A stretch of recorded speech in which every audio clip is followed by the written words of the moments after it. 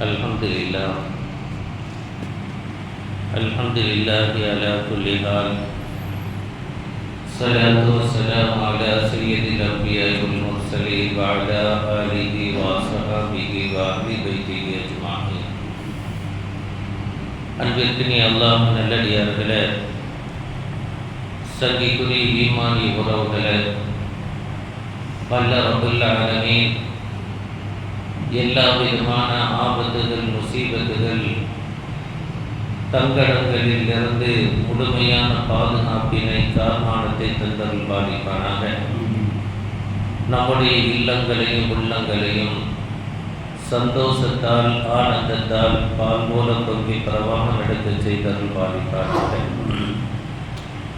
அன்பு நிறைந்த அல்லாஹ்வின் நல்லடியார்களே,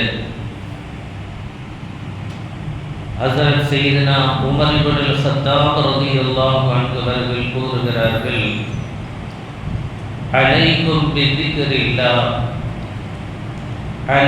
பிதிக்ரில்லாஹ் ஃபஇன்னஹு ஷிஃபா வ இய்யாக்கும் வ திக்ரன் நாஸ் ஃபஇன்னஹு தாத். அலைக்கும் பிதிக்ரில்லாஹ், அல்லாஹ்வை அதிகமாக நீங்கள் திக்ர் செய்யுங்கள். ஃபஇன்னஹு ஷிஃபா, அப்படி நீங்கள் திக்ர் செய்வதிருக்கிறதே அது உங்களுடைய உடலுக்கும் உள்ளத்திற்கும் சஞ்சீவியாக அருமருந்தாக அமைந்திருக்கிறது என்று கூறுகிறார்கள். சொல்லிவிட்டு தொடர்ந்து சொன்னார்கள், வஹீயாக்கும் வதிக்ரன் நாஸ், உங்களை கடுமையாக கண்டிக்கிறேன், எச்சரிக்கிறேன்.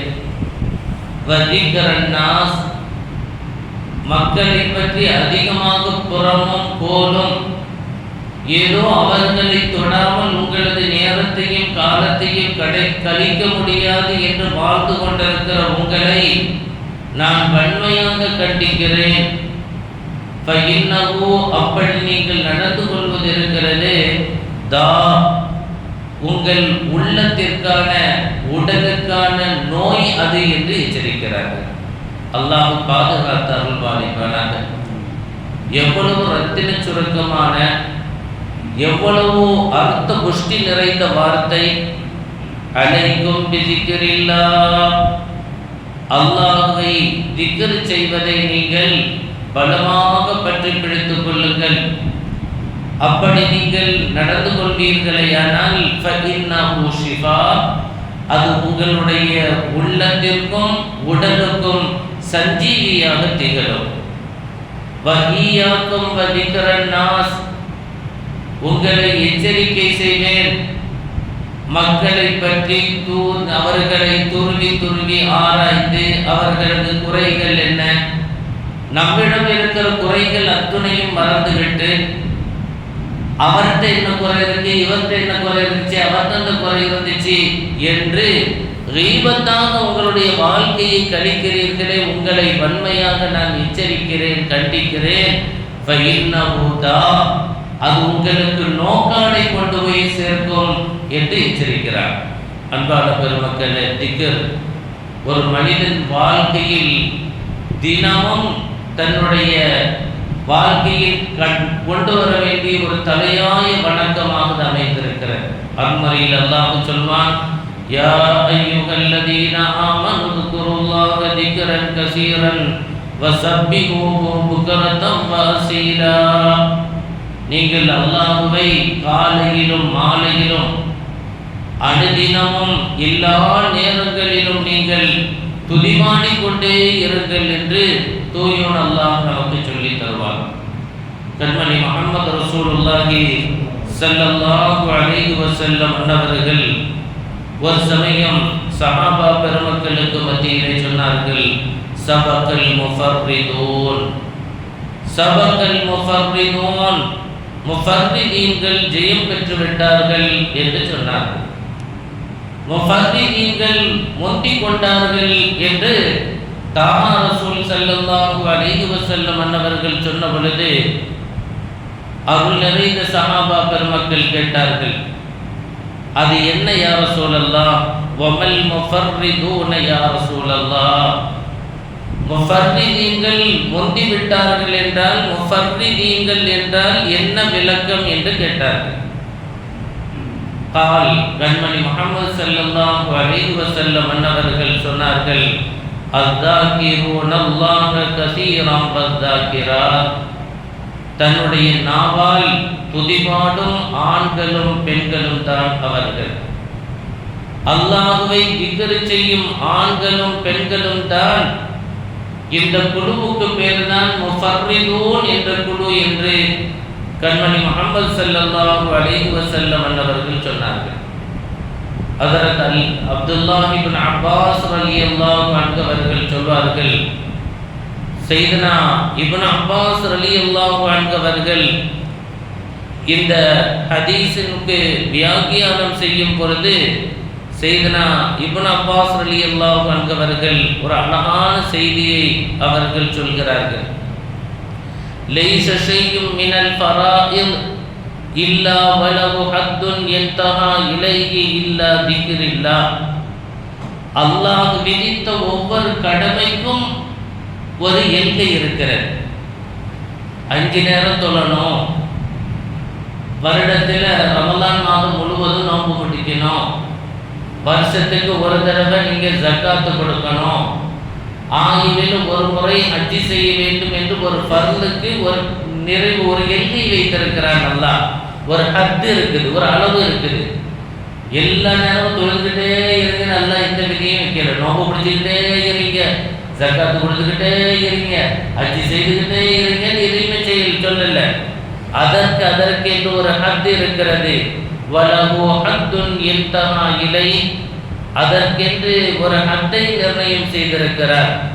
இல்லா திக்ருல்லாஹ், திக்ருக்கு வரம்பே கிடையாது என்றார்கள் சையதுனா இப்னு அப்பாஸ் ரலியல்லாஹு அன்ஹு அவர்கள். நடந்து பொழுதும், நிற்கும் பொழுதும், அமர்ந்திருக்கும் பொழுதும், காரில் இருக்கும் பொழுதும், பஸ்ஸில் இருக்கும் பொழுதும், எப்பொழுதெல்லாம் ஓய்வு கிடைக்கிறதோ எல்லா பொழுதும் நீங்கள் திக்ர் செய்வது அவசியம் என்று சையதுனா அப்துல்லாஹ் இப்னு அப்பாஸ் ரலியல்லாஹு அன்ஹு அவர்கள் சொன்னார்கள்.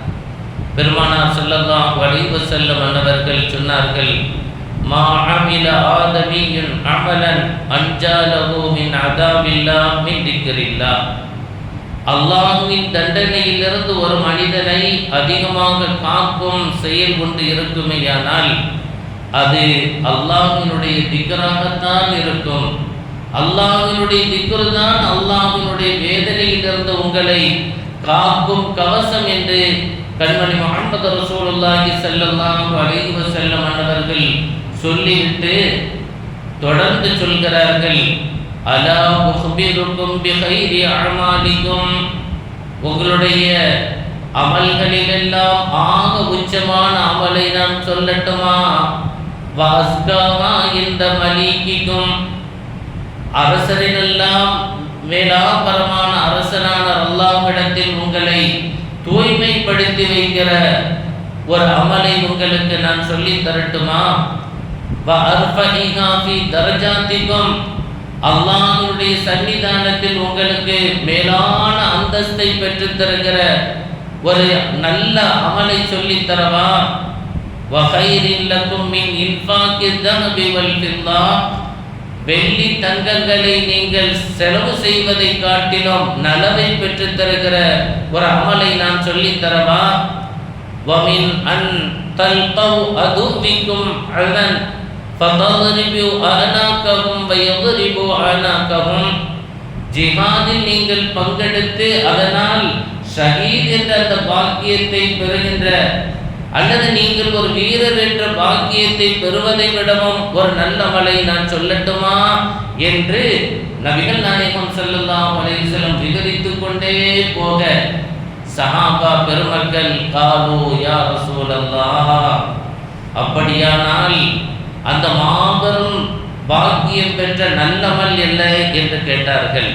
வலா யா ரசூலல்லாஹ், சொல்லுங்கள் என்றார்கள்.